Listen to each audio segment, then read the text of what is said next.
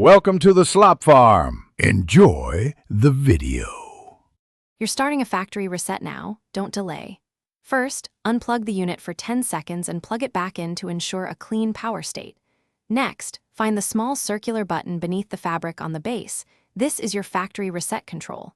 Pressing it begins erasing local settings, which is why you need your Google account details ready. They'll be required when you set the device back up. Once done locating the button, prepare to hold it steadily for the next step. Now perform the core action. Press and hold the factory reset button for about 15 seconds.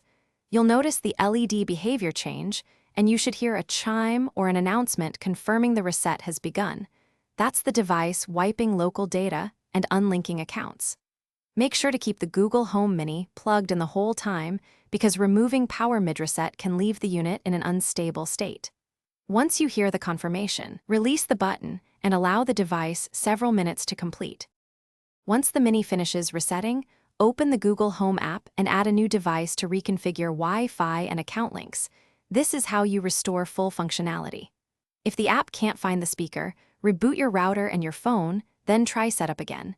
Network issues are the most common blockage. Make sure Bluetooth and location are enabled on your phone during discovery. If problems persist, perform the reset one more time. Sometimes a repeat cycle clears lingering state and completes the recovery. Thanks for watching. Consider subscribing if we helped you today.